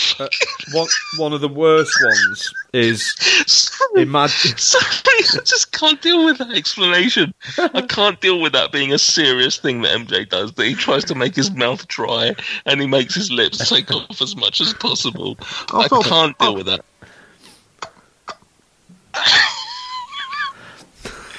So what I do is I really bear down on the spoon and make sure that I get as much contact with it as possible. Yes, there's no saliva, and we all know that the germs are only in the saliva and not on the sides of our mouths and everything. I make sure I really get it. Yeah, correct. Sorry, Stuart. Right, one of the worst things is if you're eating something that's a dippable food, for example, pizza crusts, and you're sharing a communal dip, and someone's taking a bite of something and then going back in. Carrot sticks. Someone's got a carrot stick, they dip it in the hummus, they bite the carrot stick, and then they go back into the hummus. And like you're saying, because that's a horrific thing, it's an abhorrent thing. People do it, and I'm not talking about in a family situation. I'm talking about things like work buffets and stuff. We sometimes have these communal buffet lunches at work for special occasions, and people do things like that. So I purposefully, whenever we have them, I take food for the buffet and then don't eat any of it because they're savages. I can't. It's just, why aren't it does my head in that people aren't as hung up on food as I am. Generally, a man at work, I will avoid that kind of situation. So the only thing I'll say on this subject is the only time I really experience that is when I'm in Subway, and I say, could I have green lettuce and green peppers with that? And then the lettuce usually ends up in there fairly fine. This frequently happens with green peppers, I'll get the green peppers and there's a bit of red onion. That's mild. It is mild, but it's an unnecessary. It's a flavour. It's a flavour that I didn't ask for. Yeah. No, it's right. Right. The whole food contamination thing. Right. I think I find it very weird that more people don't have food hang-ups. And I definitely do. As a kid, I wouldn't let my beans touch other foods and stuff. I'm over that now, and I'm much more mature about things. But there are some things. About 10 years ago, I was eating some carrot sticks and hummus for my lunch at work. I'd left to go to the toilet or to take a phone call, and when I came back, I dipped a carrot stick into my hummus, and one of my colleagues had concealed one of the chips from his school dinner in my pot of hummus. And I went mental. Like, I went absolutely sick at him. And everyone else was just like, just take it out, mate. I was like, you do not understand. You have ruined that hummus now. It's not, you have... And everyone's looking at me like I'm the madman. I didn't hide a chip in someone's hummus. So, if you don't mind me asking on that particular story, what is your issue with it? Is it a germ thing, or is it the fact that it's a crossover of foods? It's not a crossover of foods. I'm not particularly bothered. It's about the fact that someone has violated my food. Eating is an incredibly personal thing. Yeah. It's you're putting things inside you. It's very, very personal. And the fact that someone had interfered. I mean, I'd rather he would have put that chip directly into me through whichever orifice he'd chosen. I'd been happier that than it be. I just think that it's probably. It's just a massive intrusion. It's a huge intrusion. Yeah, I think I think that would have pissed me off a little bit as well. I think that I don't. Yeah, I think there's obviously when you first started talking about this, you were talking about more a social gathering where there's a group of people, huddled around a buffet table type thing. Whereas this is actually someone's gone to the effort of getting your food and putting something in it. That's not a nice thing, really. That is. It's not. Yeah. It's not. Everyone at the time thought that I was the one that was. I like people still talk about it, like how I overreacted. Hummusgate, like I overreacted. And the guy, fair play to him, he was like, once I went sick, he offered to go to the shop and get me some more hummus. I wouldn't let him on the grounds that the local shop would not have reduced fat hummus, and that was what I had previously been eating. But like I literally like. It was just a knee-jerk emotional reaction. I couldn't eat that hummus. It just, and I went mad, absolutely mad. MJ, before I give my thoughts and everything on it, would you put food contamination concept into hell? Yeah, I think I would actually. I'm probably not quite as emotional about it, Stuart, but I do vaguely agree. I think work buffet situation is definitely one that I can appreciate. I don't really do the dipping things, but when I see people communal dipping, I'm like, I'm not even getting involved in that. I would go as far as to say that if there is a work buffet and there is a large sharing bag packet of crisps, I won't even go near them. For a couple of reasons. Yes, yeah, certainly partly. The idea of everyone just sticking their hand in there, I'm like, I just don't want that in my life. Also, just getting some crisps and pouring them on a plate, I'm not into that either. To be honest, not from a contamination point of view, just convenience. I'm like, I'd just rather not put myself through that process. Admin, it is admin. But yeah, no. Yeah, certainly when I was younger, and no, not even when I was younger, to be honest. Yeah, still to this day, I will rarely have beans with a meal, but it does happen. So if I'm having beans, chicken nuggets, and chips or whatever, I will create a wall with ideally no more than one chip furthest forward, because I don't want all my chips getting soggy or even sullied.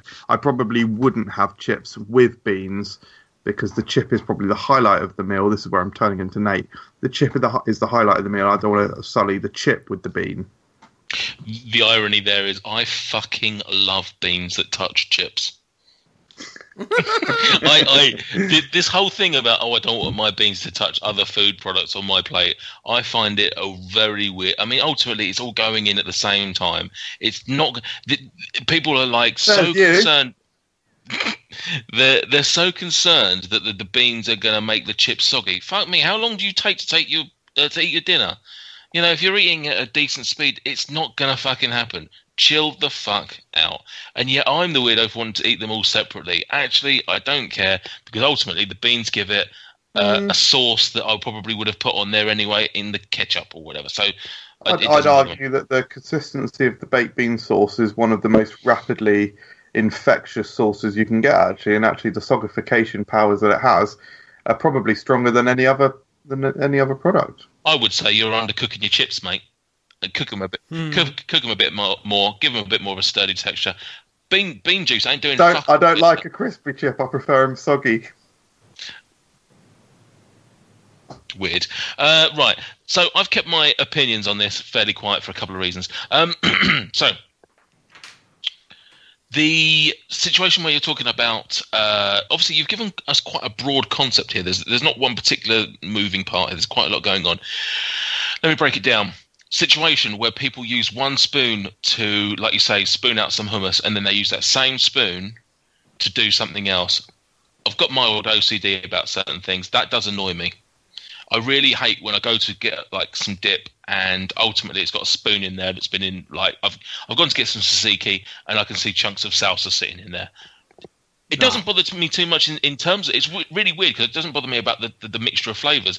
I just think, fuck mate, come on, look, there's one spoon for tzatziki, there's one for salsa. What are you doing? That does bug me. But Crumbs in butter. Coming back to, I've just literally looked at my screen and seen MJ's legs out. That's weird. Crumbs in butter doesn't bother me because ultimately whatever I'm putting it on probably creates crumbs too. So again, doesn't bother me. It's usually a family situation as well, though, crumbs in butter. Yeah. What was the other one? So using a spoon and putting it back in the home, that's not something that we do. That is literally going to be something that happens at a social gathering. I can't say that I've done that with cutlery. However, you did mention there about double dipping. Mm-hmm. I have to admit, I've double dipped in my life. It's not something I'm proud of. It's not something I actively do. But talking about the admin of pouring some crisps onto a plate, I can't. Something that I abhor is having to spoon out a load of hummus to then later dip in it. It just bores me. I just want to dip straight into the pot, mate. You lose depth as well, don't you? Yeah, so that annoys me. So I have at times, not regularly, but I have at times had a baton of carrot, and I've dunked, I've eaten, I've gone straight back in, and I know that's wrong. I know someone else is potentially going to get germs, saliva, whatever. What, in a communal situation? In a communal situation. Jesus Christ, man! I'm not defending it because you know what I do? Once I've taken that bite, I put it into my mouth. I make my mouth as dry as possible. And I get my lips around it. I get them sturdily around it, and I just try and wipe off as much as I can with my super dry lips, and then I dip it back in, and everything's fine. It's wrong. It is generally. I would say I've done it in family situations, whether that's right or wrong or not. I wouldn't do that around work colleagues. I do it in a family. I do it in a family situation. Absolutely, I'm happy to double dip into the hummus when it's me, my wife, and my son. Oh no, I'm happy. I'm talking more extended family than that. So, right. I'm not agreeing with it, and because of that reason, because I know that I'm a pervert and I know that it's the wrong thing to do, I'm going to agree with you. It's going to go in hell. Oh, mate. I just had a trump card as well to try and convince you if you weren't sure. I'm not defending it in any way. It's just been times where I've just, I've just, for want of a better word, laziness or something. It's let yourself down. It's just I've got this baton. I don't want a whole scoop of hummus on my plate. I just literally want to have this dip now and move on. And but yeah, it's very rare that I will double dip. I will try and get enough hummus or something on that one baton, because obviously we're not talking about a large baton. It's usually 2/3 of a finger length. You can get a sufficient amount of hummus on there that you can just do the lot in one go. But I can't guarantee that I have not double dipped in my life. So that's going to hell. So with that is all the heavens and all the hells. So what do we want to call that then? Food contamination. Yeah. Okay. That's quite interesting. Quite a little interesting talk that we had there. Nice little debate. So we've got 4 heavens. Or you could call it etiquette. Food contamination it is. At home, what do you think? Let us know. Email us, contact us by the social medias, do all the things that you're used to doing. Let us know some of your heavens and hells. Just to recap, tonight we've put into heaven burritos, pizzas, burgers and halloumi. And going into hell, the very short list of aniseed and food contamination. I'm pretty happy with that list. I'm pretty happy that at least one of mine got in. I was genuinely expecting none of mine to go in, but good stuff. Ooh. Anything more to add on that, MJ? What about social medias?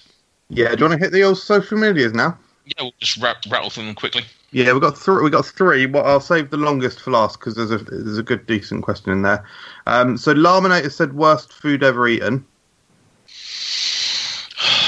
Food I can't think of. I'm going to say chicken feet because I can't really. Just the idea of eating that chicken foot more than the actual eating of it, but just the build up to it.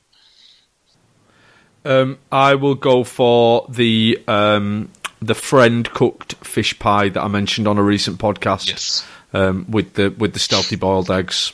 Still, I'm sure I've eaten actually more disgusting things, but that was traumatic. I don't know what MJ's doing.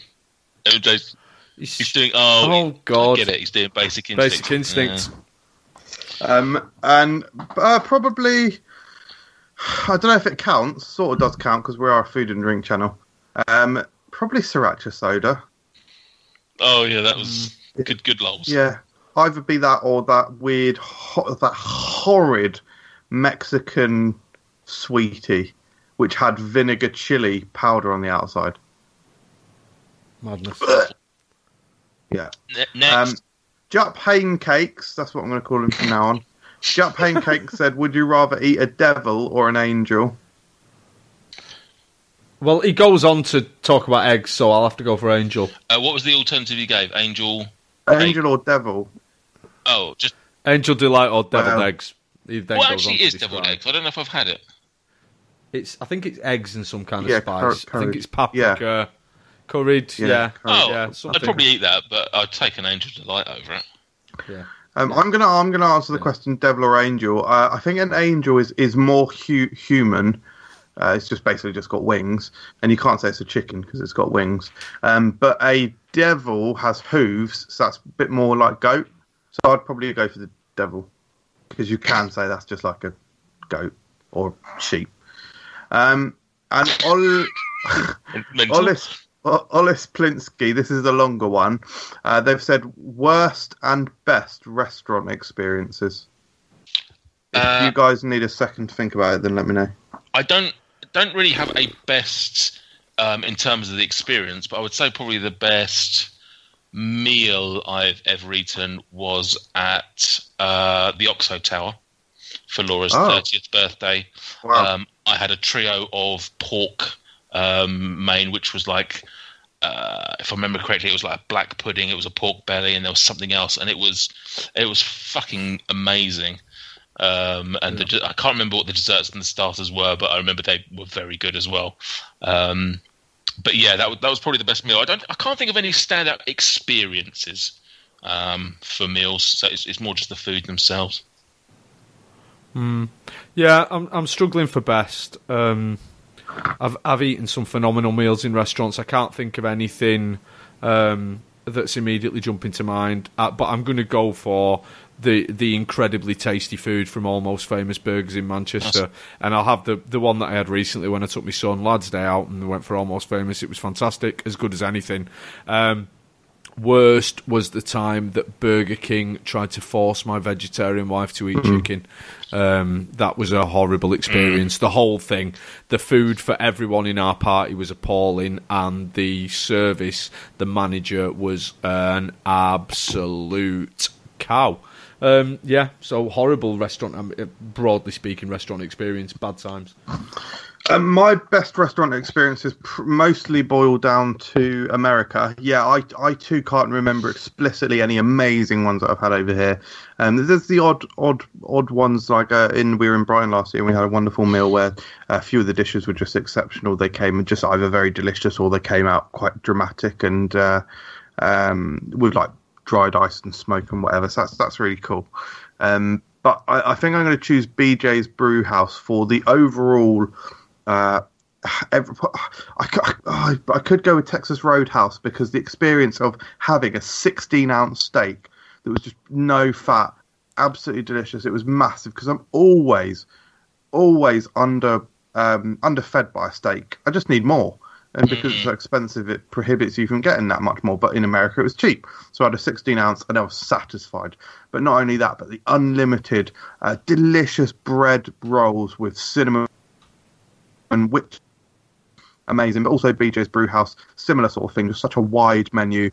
A delicious craft sodas as a very thirst quenching drink. And then getting the triple pizza cookies. Wanting the trio of, I don't know if anyone remembers from the Florida vlogs. Yeah. Wanting the dessert that they had, the trio of pizzukis, which is 3 mini pizzukis, and then our wonderful waiter, who was such a nice guy, he said, well, actually, it's happy hour at the moment, so it's cheaper to just get 3 full-size ones. So I was like, well, we'll fucking do that then. That was such a great experience. Are we doing worst experience as well? Yeah. Go on, you do yours. I forgot my worst. I'll come back to it. I could try and think of ones where I just had like a bad steak or anything like that, or just bad food. But the funniest is sort of funny / bad. At the time, I absolutely hated it. But I was a kid. I was a fussy eater when I was a kid. Not as bad now, obviously. I've got better over the course of the channel. You can see things like me trying mayo for the first time. But one of the things I didn't like was cheese, which is fair enough. You know, some people don't like cheese. So I was a fussy eater, so in this restaurant I asked for a jacket potato with butter and salt and pepper, whatever. And they brought it out and it had cheese. And they said, they brought it out and she goes, oh, look, they've put cheese on. Like a little bonus. I can't remember the exact word, but she was like, oh, that's good, like a little bonus for you, even though you didn't ask for it. And it was like, well, no, I didn't ask for it because I don't want it. It's very weird. Good one.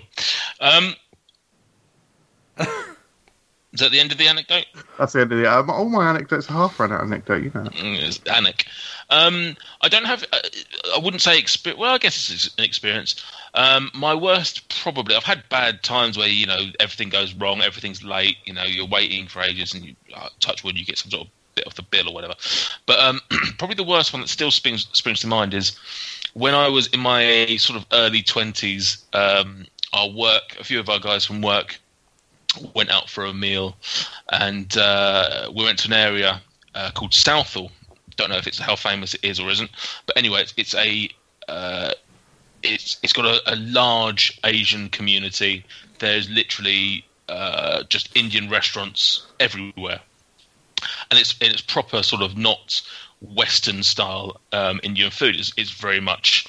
Very much like the food they would get back in India and places like that. So I went into a restaurant, still very young, still very much learning my way in the culinary world.